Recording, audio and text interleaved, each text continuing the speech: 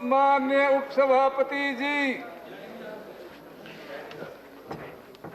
Statement by minister Shri Nitin Jairam Gadkari ji. माननीय अध्यक्ष महोदय, माननीय वित्त मंत्री जी ने अपने बजट के भाषण में स्क्रैपिंग नीति के ऊपर प्रस्ताव रखा था। उस पॉलिसी को पूरी तरह से आपके सामने मैं आज घोषित कर रहा हूं। माननीय अध्यक्ष महोदय, भारत में 51 लाख हल्के मोटर वाहन हैं जो 20 वर्ष से अधिक पुराने हैं और 34 लाख हल्के मोटर वाहन हैं जो 15 वर्ष से भी अधिक पुराने हैं।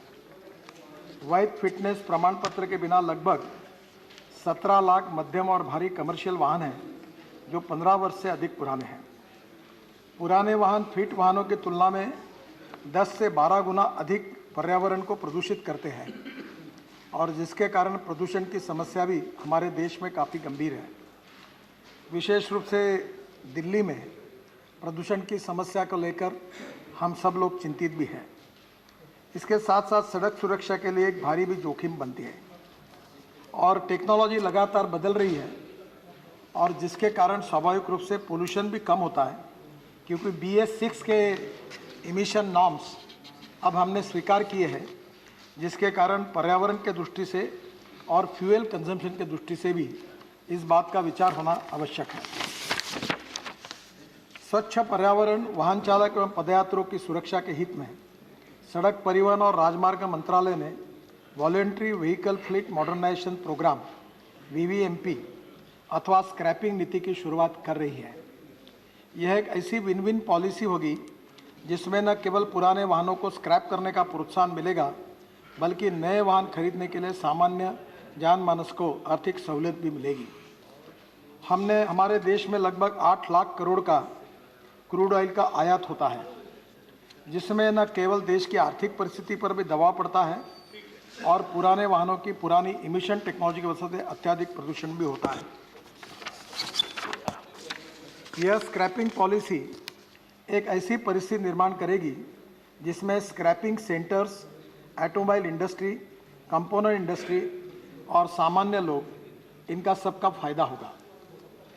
अभी भी पंजाब में एक इंडस्ट्री ऐसी है कि जो बाहर का स्क्रैप लाकर यहाँ ऑटोमोबाइल कंपोनेंट्स बना रही है। आपको अध्यक्ष महाराज जी ये पता ही होगा कि copper, aluminium, steel, rubber and plastic, ये पांचों रॉ मटेरियल जो है ये स्क्रैपिंग के कारण सस्ते हो जाएंगे। और हमारे पोर्ट में हमने 18 मीटर ड्राफ्ट बनाया है, तो पोर्ट के आजू बाजू में ऑटोमोबाइल क्लस्टर बनाने के लिए प्राथमिकता दी है। तो स्वाभाविक रूप से रॉ मटेरियल सस्ता होने के कारण हमारे ऑटो कंपोनेंट्स के भी कीमत में काफ़ी कमी आएगी, 40% कमी आएगी। इस समय हमारी ऑटोमोबाइल इंडस्ट्री देश की सबसे ज़्यादा रोजगार देने वाली इंडस्ट्री है। 7.5 लाख करोड़, अभी मैंने जानकारी ली, 7.5 लाख करोड़ रुपए इसका टर्नओवर है और देश में सबसे ज़्यादा एम्प्लॉयमेंट देने वाली इंडस्ट्री है और इसका 3.5 लाख करोड़ का एक्सपोर्ट है। तो ये निश्चित रूप से स्क्रैपिंग के कारण हम इंटरनेशनल मार्केट में और कॉम्पिटिटिव बनेंगे और ये जो steel, rubber, plastic, aluminium, copper सस्ता मिलेगा, इससे ऑटोमोबाइल कंपोनेंट सस्ते होंगे और हमारा एक्सपोर्ट बढ़ेगा और ग्रोथ रेट भी बढ़ेगी और एम्प्लॉयमेंट पोटेंशियल भी बढ़ेगा। उसमें व्हीकल मैन्युफैक्चरिंग कॉस्ट भी कम होगी और वाहन के मालिक को व्हीकल का स्क्रैप मूल्य जो लगभग 4 से 6% होता है वो भी मिलेगा एवं स्क्रैपिंग सर्टिफिकेट भी मिलेगा। इसके साथ साथ हमने एक एडवाइजरी भी आज निकाली है कि ये सर्टिफिकेट लेकर नई गाड़ी खरीदने के लिए जो भी कोई व्यक्ति जाएगा उसको 5% नए गाड़ी के कीमत पर सहूलियत दे। इस प्रकार की एडवाइजरी भी भारत सरकार से हमने उनको दी है। स्क्रैपिंग सर्टिफिकेट के आधार पर नया वाहन खरीदने के लिए 5% की छूट जो है वो मिलेगी और रजिस्ट्रेशन फीस और रोड टैक्स में भी भारी छूट मिलेगी। इससे लोगों को नए वाहनों को खरीदने के लिए प्रोत्साहित होंगे, जिसमें ऑटोमोबाइल सेक्टर की सेल्स और बढ़ेगी। इसमें जो राज्य सरकार का और भारत सरकार का GST है, अनुमान है कि करीब 30 से 40 हज़ार करोड़ इसमें GST बढ़ेगा, क्योंकि नए वाहनों की खरीदी बिक्री होगी। और इसके साथ साथ सबसे महत्वपूर्ण चीज़ है कि नई टेक्नोलॉजी के कारण जो फ्यूल इफ़िशियंसी है, उसके कारण जो हमारा 8 लाख करोड़ का इंपोर्ट हो रहा है वो भी कम होगा। मैं आपको विशेष रूप से इस बात को कहना चाहूँगा कि हमारे ट्रांसपोर्ट मिनिस्ट्री ने lithium ion, sodium ion, zinc ion, aluminium ion, इस पर काफ़ी बड़ी मीटिंग की और देश में इसरो से लेकर DRDO तक सबको इकट्ठा किया। अभी 81% लिथियम आयन बैटरी हमारे देश में बन रही है और एक साल के अंदर निश्चित रूप से 100% लिथियम आयन बैटरी देश में बनेगी। और सबसे महत्वपूर्ण बात यह कि अभी जो इलेक्ट्रिक व्हीकल है उसकी कीमत और पेट्रोलियम व्हीकल की कीमत में काफ़ी अंतर है, पर जिस प्रकार से हमारे यहाँ काम हो रहा है देश में, मैं ये विश्वास है कि आने वाले समय में पेट्रोलियम स्कूटर, 4 व्हीलर और डीजल की बस और इलेक्ट्रिक का 2 व्हीलर, इलेक्ट्रिक की 4 व्हीलर और इलेक्ट्रिक की बस, इसकी कीमत 2 साल के अंदर लगभग सेम हो जाएगी और जितना पैसा हम डीजल पेट्रोल पे खर्चा कर रहे हैं उससे 10 गुना कम इलेक्ट्रिक पर होगा। इंपोर्ट भी बचेगा, प्रदूषण भी कम होगा और हमारा देश इस सब नीतियों के कारण जो आज 7.5 लाख करोड़ की इंडस्ट्री है, ये 5 साल के अंदर 10 लाख करोड़ के करने का हमारा एक प्लान हमने बनाया है। और मैं विश्वास के साथ बताऊंगा कि वर्ल्ड के सभी ब्रांड हिंदुस्तान में मैन्युफैक्चरिंग कर रहे हैं और हम निश्चित रूप से 10 लाख करोड़ की इंडस्ट्री तुरंत बनेंगे और वर्ल्ड का नंबर 1 का मैन्युफैक्चरिंग हब इसके कारण हम निश्चित रूप से बनेंगे। सर, ऑटोमोबाइल सेक्टर में लगभग 3.7 करोड़ लोगों को डायरेक्टली अथवा इनडायरेक्टली रोजगार दिया है और इसका टर्नओवर अभी 7.2 लाख करोड़ का है। स्क्रैपिंग पॉलिसी के लागू होने पर न केवल इन आंकड़ों में वृद्धि होगी, पर scrapping centre, automatic fitness centre की वजह से 10,000 करोड़ का अतिरिक्त निवेश और 35,000 लोगों को डायरेक्ट एम्प्लॉयमेंट मिलने की संभावना है। माननीय अध्यक्ष महोदय, अभी हमारे देश में 22 लाख ड्राइवर्स की कमी है। हर जिले में कम से कम 2 से 3 ड्राइविंग ट्रेनिंग सेंटर और कम से कम 2 इस प्रकार के फिटनेस और पॉलिटिकल सर्टिफिकेट देने वाले सेंटर्स हम PPP मोड में खोल रहे हैं। मेरा सभी सांसदों को अनुरोध है कि आपके क्षेत्र में इस प्रकार के सेंटर्स करने के लिए जो बेरोजगार लोग हैं उनके लिए आप आगे आइए। सरकार से तरफ विशेष हमने प्लानिंग भी किया है और सहूलियत में उनको कुछ इंसेंटिव भी दे रहे हैं। इनडायरेक्ट एम्प्लॉयमेंट यानी कि allied service sector and research and development क्षेत्र में भी भारत से ज़्यादा लोगों को रोजगार मिलने की संभावना है। स्क्रैप मटेरियल से ऐसे एलिमेंट भी प्राप्त होंगे जो इलेक्ट्रिक व्हीकल के बैटरीज के रिसर्च में काम आएंगे। उदाहरण के लिए NdFe मैग्नेट जो एक रेयर अर्थ एलिमेंट है, न्यूडोनियम से मिलता है, वो एक काफ़ी महत्वपूर्ण मैग्नेट है और जो अभी इंपोर्ट हो रहा है, जो EV में लगता है इलेक्ट्रिक व्हीकल में, वो स्क्रैपिंग पॉलिसी से हमें मिलेगा। यह मैग्नेट केवल इंपोर्ट ही होता है, नियमित स्क्रैपिंग अगर की जाए तो उससे न्यूडोनियम भी प्राप्त होगा जिससे ये मैग्नेट भारत में बन सकेंगे। लिथियम, एल्यूमिनियम जैसे मेटल्स की वजह से इलेक्ट्रॉनिक्स एंड IT इंडस्ट्री के सस्ते दाम पर रॉ मटेरियल प्राप्त होगा। ये जो कंप्यूटर हार्डवेयर की जो वेस्ट है, इसमें से भी लिथियम आयन निकालने की प्रोसेस में रिसर्च किया जा रहा है, तो ये एक समय हजार्डस वेस्ट है। तो निश्चित रूप से ये जो हमारी ऑटोमोबाइल की स्क्रैपिंग पॉलिसी है, इसमें जो हार्डवेयर कंप्यूटर वेस्ट है उसको भी हम लिथियम आयन निकालने के लिए उसके साथ भी उसका उपयोग कर पाएंगे। नए वाहन में पुराने वाहन के मुकाबले मेंटेनेंस कॉस्ट भी काफ़ी कम लगती है। नई वाहन लाइट वेट होता है जिसकी वजह से फ्यूल एफिशिएंसी भी बढ़ती है, तो उतने ही ईंधन में वाहन ज़्यादा चलता है और प्रदूषित भी कम करता है। मेरा आप सबसे अनुरोध है कि ये विन विन सिचुएशन है। किसी गरीब आदमी का व्हीकल हम ख़त्म कर दें, उसको बंद कर दें, इस प्रकार का भाव इसमें नहीं है। ये एक ऐसी पहल है कि जिसके बारे में सारे स्टेक होल्डर्स के इंटरेस्ट को सुरक्षित रखा जाएगा। मैन्युफैक्चरिंग बढ़ेगा, रोजगार बढ़ेंगे और सामान्य जनता की फ्यूल के कारण, मेंटेनेंस कॉस्ट के कारण बचत भी होगी। उनकी सड़क सुरक्षा का भी ख्याल रखा जाएगा और पर्यावरण के संबंध में हमारे माननीय प्रधानमंत्री जी ने जो संकल्प किया है उनको भी पूरा किया जाएगा। मंत्रालय ने अगले कुछ हफ्ते में मसौदा अधिसूचना ड्राफ्ट नोटिफिकेशन प्रकाशित करने का जो सभी सम्मिलित स्टेक होल्डर की टिप्पणियाँ और विचार प्राप्त करने के लिए 30 दिनों का अवधि तक पब्लिक डोमेन में रखा है। स्क्रैप किए जाने वाले किसी वाहन के लिए क्राइटेरिया मुख्यतः वाहनों के व्हीकल फिटनेस पर, जो कमर्शियल वाहनों के मामले में ऑटोमेटेड फिटनेस केंद्रों के माध्यम से और प्राइवेट वाहनों के मामले में नॉन रेजिस्ट्रेशन के आधार पर होगा। यह मापदंड जर्मनी, UK और जापान जैसे विभिन्न देशों के श्रेष्ठ पद्धतियों की वैश्विक मानकों के बेस्ट प्रैक्टिसेस तुलनात्मक अध्ययन के पश्चात अपनाया गया है। किसी भी वाहन का फिटनेस टेस्ट में असफल होने अथवा इसके रजिस्ट्रेशन प्रमाण पत्र का नवीनीकरण करने में असफल होने पर इसे end of life of vehicle घोषित कर दिया जाएगा और एंड ऑफ लाइफ है वो स्क्रैपिंग में जाएगा। वाहनों की फिटनेस निर्धारित करने के लिए मापदंड मुख्यतः इमिशन टेस्ट, ब्रेकिंग और कई अन्य परीक्षणों के माध्यम से संरक्षण उपस्करों के जो केंद्रीय मोटर वाहन नियम 1989 के अनुसार है उसके अनुसार होगा। यह प्रस्ताव किया गया है कि कमर्शियल वाहन फिटनेस साबित करने में असफल रहने के मामले में 15 वर्ष के पश्चात अनिवार्य रूप से डिरजिस्टर कर दिया जाएगा। इसे इंसेंटिव्स के रूप में फिटनेस प्रमाण पत्र के लिए बढ़ा हुआ शुल्क कमर्शियल वाहनों के लिए इनिशियल रजिस्ट्रेशन की तिथि से 15 वर्ष से अधिक वाहन जो है उनके लिए लागू होगा। यह प्रस्ताव है कि यदि प्राइवेट वाहन 20 वर्ष के पश्चात ही अनफिट पाया जाता है अथवा रजिस्ट्रेशन प्रमाण पत्र का नवीनीकरण कराने में विफल रहता है तो अनिवार्य रूप से डी रजिस्टर कर दिया जाएगा। इसे डिसइंसेंटिव के उपाय के रूप में बढ़ा हुआ री रजिस्ट्रेशन शुल्क इनिशियल रजिस्ट्रेशन की तिथि से 15 वर्ष से वाहन के लिए लागू होगा। यह प्रस्ताव है कि केंद्र सरकार, राज्य सरकार, नगर निगम, पंचायतों, राज्य परिवहन उपक्रमों, सार्वजनिक क्षेत्र के उपक्रमों और केंद्र तथा राज्य सरकार के स्वायत्त निकायों के सभी वाहनों को रजिस्ट्रेशन की तारीख से 15 वर्ष के बाद अनिवार्य रूप से डी रजिस्टर और स्क्रैप किया जाएगा। इससे डिमांड भी बढ़ेगी और अच्छे व्हीकल भी मिलेंगे और फ्यूल इफिशिएंसी बढ़ेगी, प्रदूषण भी कम होगा। यह योजना पुराने वाहनों के मालिकों को पंजीकृत स्क्रैपिंग केंद्रों जो मालिकों को स्क्रैपिंग प्रमाण पत्र प्रदान करेंगे के जरिए पुराने और अनफिट वाहनों को स्क्रैप करने के लिए वित्तीय प्रोत्साहन प्रदान करेगी। इन वित्तीय प्रोत्साहनों में भी शामिल है स्क्रैपिंग सेंटर द्वारा पुराने वाहनों के लिए दिया गया स्क्रैप मूल्य जो एक नए वाहन के एक शोरूम मूल्य के लगभग 4 से 6% होगा। सड़क कर से निजी वाहनों के लिए 25% तक और वाणिज्यिक वाहनों के लिए 15% तक का छूट का भी लाभ उठाया जा सकता है। वाहन विनिर्माताओं की स्क्रैपिंग प्रमाण पत्र के एवज में नए वाहन के खरीदी पर 5% की छूट प्रदान करने की भी एडवाइजरी हमने रिलीज़ कर दी है, जो ऑटोमोबाइल मैन्युफैक्चरर ने निश्चित रूप से मान्य करेंगे, ऐसा मुझे विश्वास है। इसके अलावा स्क्रैपिंग प्रमाण पत्र के एवज में नया वाहन खरीदने के लिए पंजीकरण शुल्क भी माफ किया जाएगा।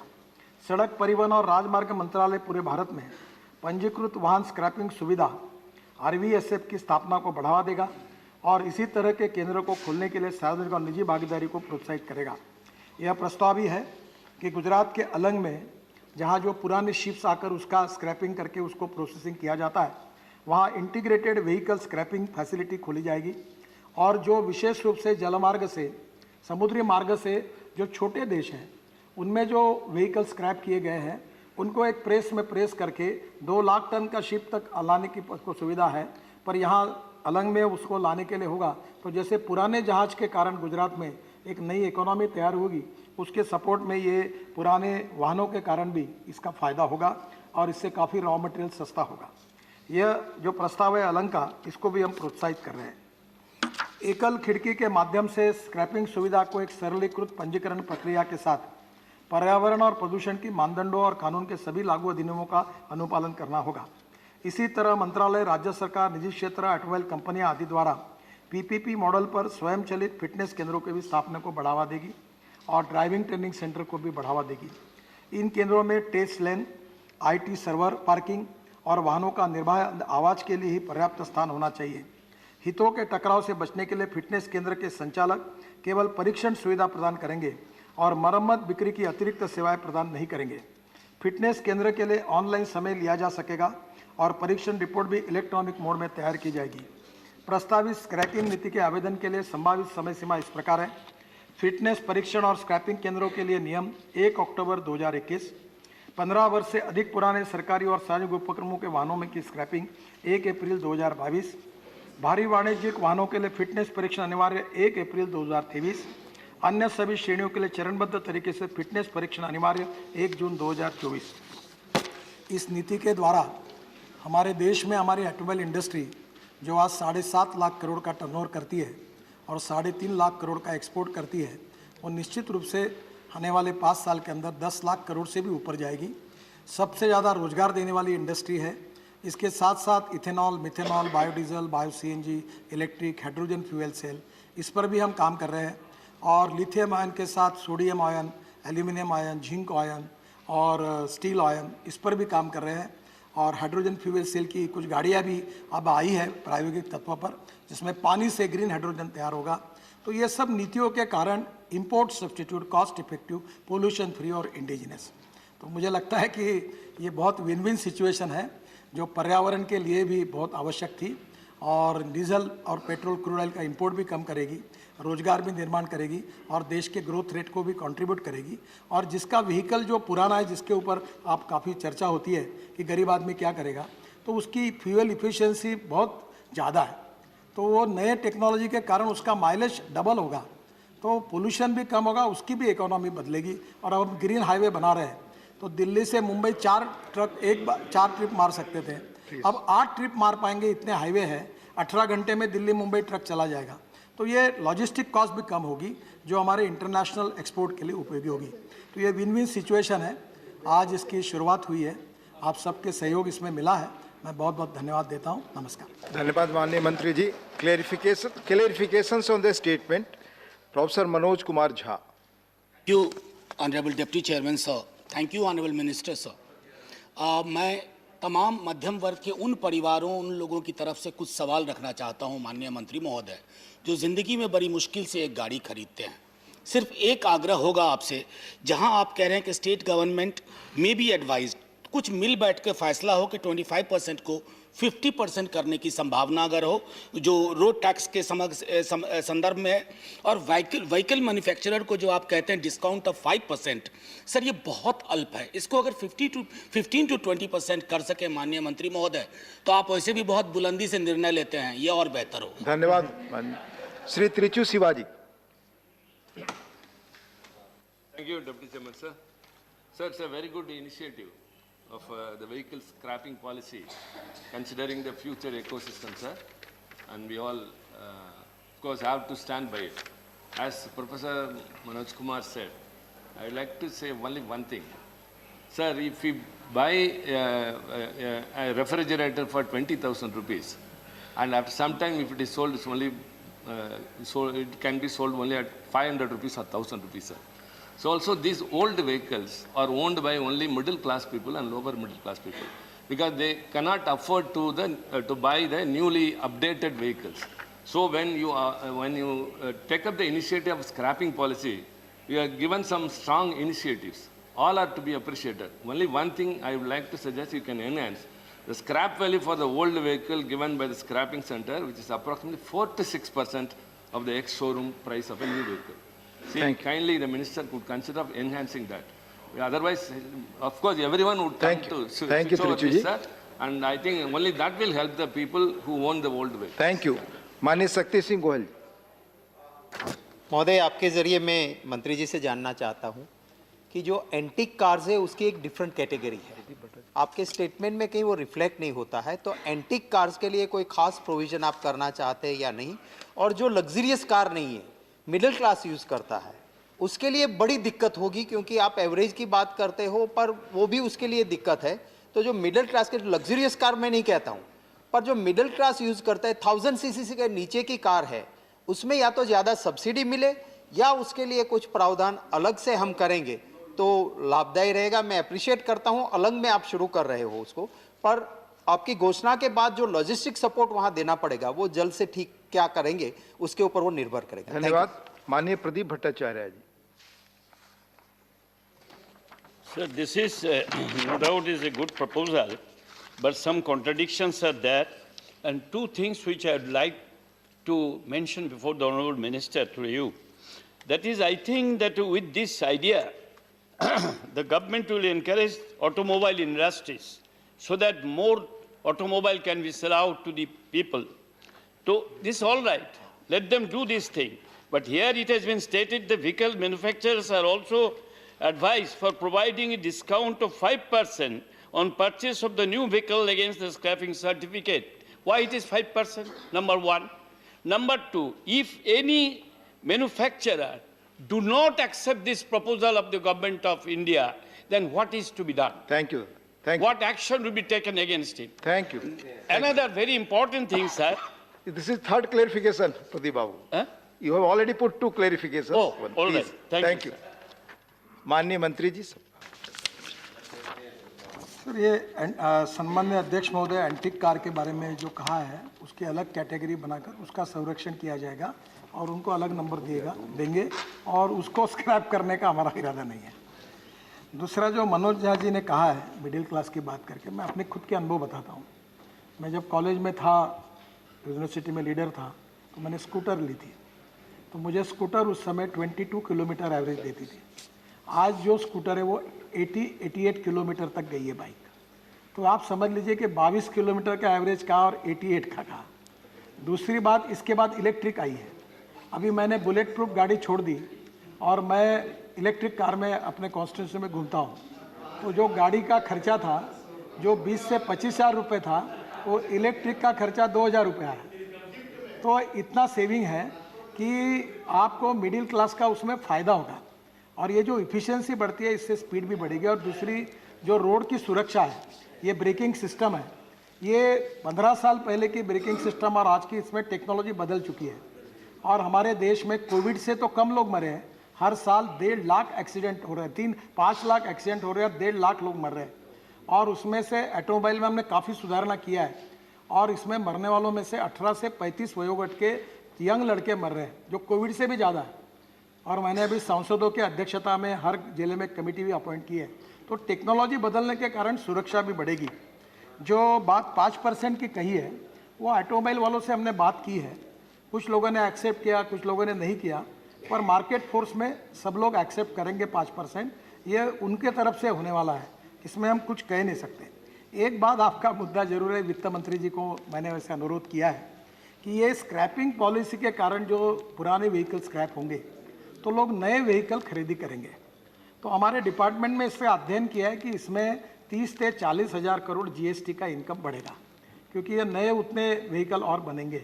तो उसमें स्टेट का भी हिस्सा होता है और भारत सरकार का होता है। पर उसके बारे में आदरणीय वित्त मंत्री जी जब कभी उनको उचित लगेगा, तो उसमें अगर उनको लगेगा तो विचार करेगी। तो उसका रिकमेंडेशन हमने उनके पास किया है, पर अंतिमता वो वित्त मंत्रालय का फैसला होगा, क्योंकि देश का प्रदूषण कम करने के लिए और इनको इस प्रकार की सहूलत देने के लिए उपयोगी होगा। जहाँ तक जो उसकी कॉस्ट है, वो कॉस्ट उसकी लगभग वो भंगार में वेस्ट मटेरियल की कॉस्ट है। अब कुछ ट्रक तो ऐसे है कि मैंने मजाक में कहा था कि कुछ गाड़ियाँ ऐसी बनी है कि हॉर्न छोड़कर सब बचता है।